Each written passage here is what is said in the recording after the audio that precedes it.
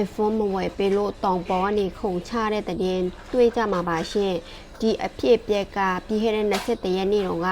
အိန္ဒိယနိုင်ငံမှာဖြစ်သွားခဲ့တာရှင်ခုန်ချတဲ့ဒီကောင်လေးကအသက်16နှစ်ပဲရှိသေးတယ်စာတော်တဲ့ကလေးဖြစ်တယ်တဲ့ရှင်ဆေးဖက်ဆိုင်ရာသမင်းပွဲကိုဝင်ဖြေဖို့ပြင်ဆင်နေတယ်လို့ပြောတယ်ကောင်လေးက iPhone ရရှင်လို့အဖေကိုတောင်းတယ်ဒါပေမဲ့အဖေနဲ့အမေဖြစ်သူကတာမန်လူတန်းစားအဖေဆိုရင်ကားမောင်းတဲ့အလုပ်လုပ်တယ်အဲ့တော့ငွေလည်းတိတ်မရှိဘူးဒါကြောင့်တားတောင်းတဲ့အတိုင်းမပေးနိုင်ဘူးရှင်အဖေမပေးနိုင်တော့တားကအားငယ်ပြီးတောင်ပေါ်ကိုတက်သွားတယ်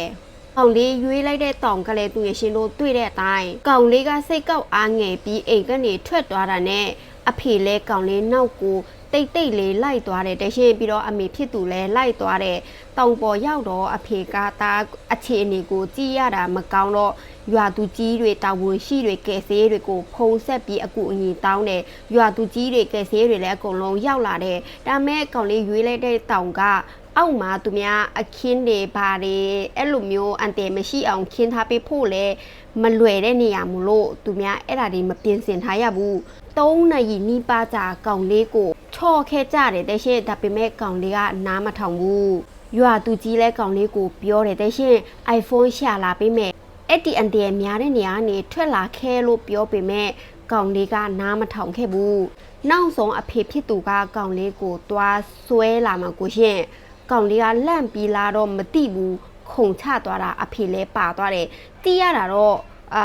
အဖေလာတာကိုကောင်လေးကလန့်ပြီးခုန်ချတာလားဒါမှမဟုတ်ကောင်လေးကခုန်ချတော့မှကိုအဖေကိုပါဆွဲပြီးခုန်ချသွားတာလားမသိဘူးရှင်ဗီဒီယိုထဲမှာသူရှင်တို့တွေ့တဲ့အတိုင်းပဲသားရောယောက်ျားရောအဲ့လိုမျိုးကြာသွားတော့အဲ့ဒီမှာရှိနေတဲ့အမေဖြစ်သူကစိတ်အရန်ထိခိုက်ပြီးလိုက်ခုန်ချသွားတာရှင်အဲ့တော့3ဦးစလုံးကဆုံးသွားတယ်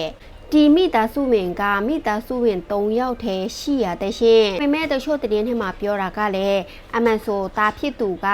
iPhone ကိုအရေးကြနဲ့တောင်းဝယ်ထားပြီးပြီတဲ့ရှင်ပြီးတော့အဖေနဲ့အမေကိုပိုက်ဆံသွားတောင်းတယ်အကြငွေသွင်းတဲ့အချိန်ရောက်ပြီဒါကြောင့်အဖေစီကိုငွေသွားတောင်းတာဒါပေမဲ့အဖေမှလည်းပိုက်ဆံမရှိမပေးနိုင်တော့ဒါကစိတ်ဆိုးစိတ်ကောက်ပြီးတောင်ပေါ်တက်သွားတယ်လို့တချို့သတင်းလိုက်ဒီလိုမျိုးဖော်ပြထားတယ်ရှင်iPhone ဖုန်းကြောင့်3ဦးစလုံးဆုံးသွားရတယ်